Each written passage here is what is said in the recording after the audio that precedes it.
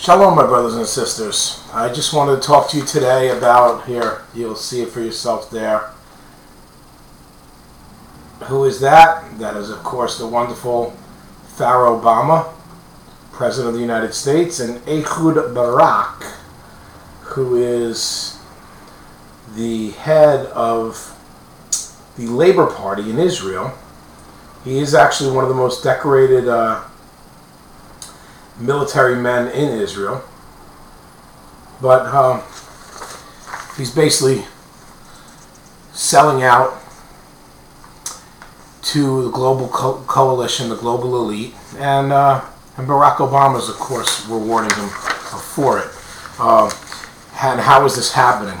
Okay, there's a system called, and I'm going to put the link up for this too. I'm going to put the link up for the article I just held up, as well as this link here. You can see this is, and I'll flip it to the other pages I'm talking to you.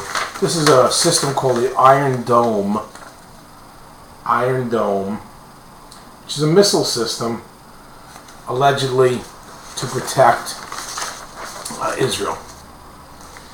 And when I say allegedly, this is an article from the Israel National News that came out just a few short days ago. I'm doing this video in May of 2010. This is May 24th. It's a Monday.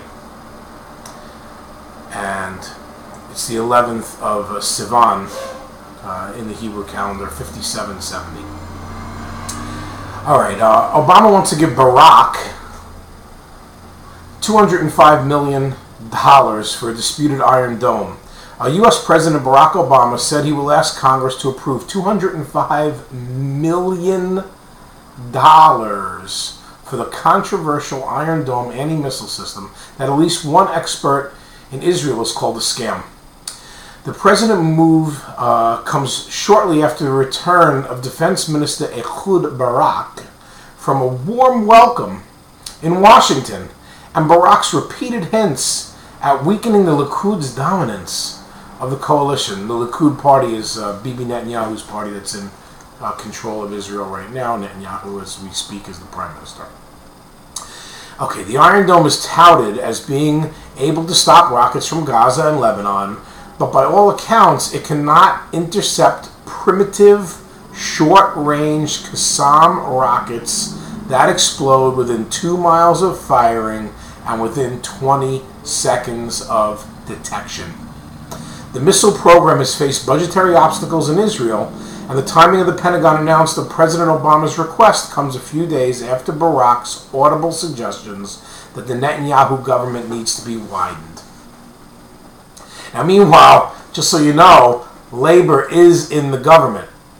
They actually took Labor over the more, what we call in politics, the more right-wing parties that were in Israel. Netanyahu chose Barak over the more right-wing parties. Okay.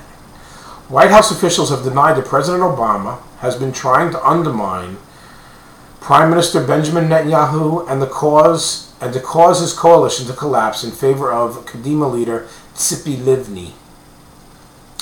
3 weeks ago, President Obama and the U.S. Secretary of State Hillary Clinton's extremely warm reception for Barak with a media profile was in sharp contrast to the chilly greeting he gave Prime Minister Netanyahu less than 2 months ago. In an unusual diversion from protocol at that time, the president did not host the Prime Minister for lunch or dinner. He did not hold a news conference and did not provide the media with opportunities for photographs. Since Barak's return, he has frankly stated at least twice that widening the coalition would help advance the process for creating a new country headed by the Palestinian Authority, a high priority issue for Pharaoh Obama. American aid of $205 million for the Iron Dome program would be a political coup for Barak, whose Labor Party has only 13 seats in the coalition and is internally divided. The Iron Dome system has passed several successful tests this year, but it has not been a high priority item for the IDF. Missile tests have proven that the system is effective against Katyusha rockets And Barak has boasted the system will allow the IDF to fulfill its obligation to protect Israel the best way it can. Katyusha rockets, yes. Qassam rockets, no. However, he has made no mention of the system's inability to defend the Gaza belt. This is the main area that's getting missile fire from towns like Sderot, getting fired on almost every day. Okay. Defending the Gaza belt, inability to defend the Gaza belt, and residents against these Qassam rockets. Backing him is the commander of the Israel Air Force Northern Air Defense Division, who recently said, "We cannot promise 100% hermetic defense, but what we can promise is after years of rocket fire against the Gaza belt communities, there will now be effective solution." Notice how this is, just so you know, a northern commander, Northern Air Defense, but Gaza's in the south of Israel. What about the southern air commander? Tel Aviv University professor and military analyst Reuven Pedatzur disagrees. He has harshly criticized the Iron Dome as being overly expensive and under-effective. Considering the fact that each Iron Dome missile costs $100,000 and each Qassam rocket costs $5, all the Palestinians would need to do is build and launch a ton of rockets and hit our pocketbook.